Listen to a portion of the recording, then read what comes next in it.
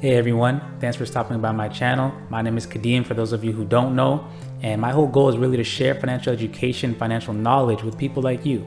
I find that in Canada, there's not a lot of people doing that, and that's where I come in. So if you find this information valuable, you find it beneficial, I ask you to like, subscribe, and share this content with someone who you may think may find it beneficial as well. All right? That'll help to make this common knowledge and push this information before more people. So again, I thank you for stopping by. Let's go ahead and get into the content. Hey everyone, let's talk today about simple interest versus compound interest. So when we talk about simple interest versus compound interest, a lot of people don't really know the difference. Some people have never heard of compound interest before, some of you have. Well, let me tell you, simple interest is, let's say for example, $500, right? You got $500 and you're getting simple interest, let's say, right? Whether it's debt, whether it's savings, let's not go there yet, but you have $500 and you have simple interest on top of it. Let's say you're getting 10%, right? 10%. What that means is that 10%, let's say it's an annual 10%, it's going to be added to your 500 every year. So this year, 500 plus the 10%, that's 50, right? Next year, it's going to be that 500 again, plus 10%. And then the 10% just keeps getting taken from the 500, the principal that you put down. Okay? Now, when it comes to compound interest, that's $500, right? And the way it's going to work now is the first year, it's 10% on that 500. The second year, it's 550 plus the 10%, right? So it's 10% of 550. Now the third year, it's going to be that full amount plus the 10%. So it's no longer just your original deposit, your principal of 500. It's working for you and you're getting interest upon interest, which is great if it's in terms of savings, right? It's great for your savings accounts, but people don't realize your credit cards, 19, 20%, right?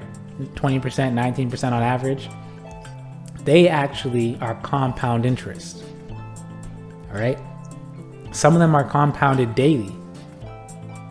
Some credit cards are compounded daily, right? The annual rate is 19, 20%, but they divide that by 365, and some companies will actually compound your interest for you daily, your debt.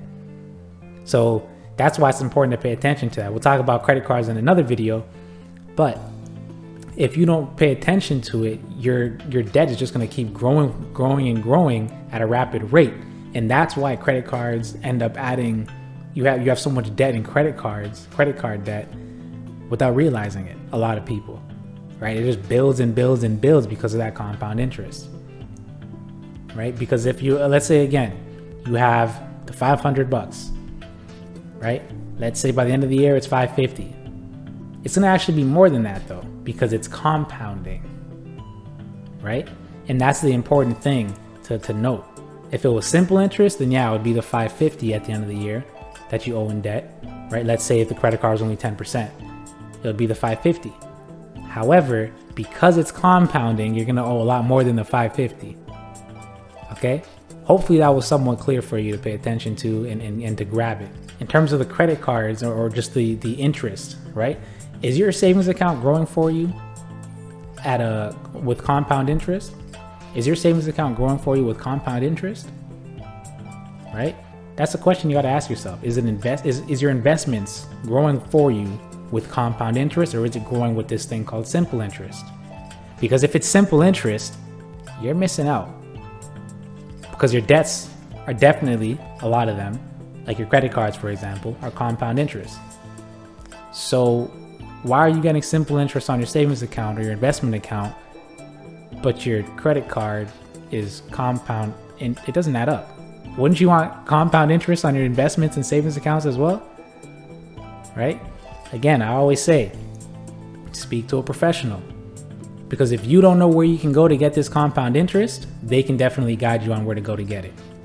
Do your research, as I always say, but definitely look into how to get that compound interest and pay your debts, people. Pay your debts, right? A lot of us have some type of debt, But whether it's a good debt or a bad debt is another question. So pay your debts. Don't let your credit cards build up for you in a negative way with compound interest. All right. Like I said, there's another video coming about credit cards. Stay tuned for that one. Now, if you have an account, all right, this is just a side note, if you will.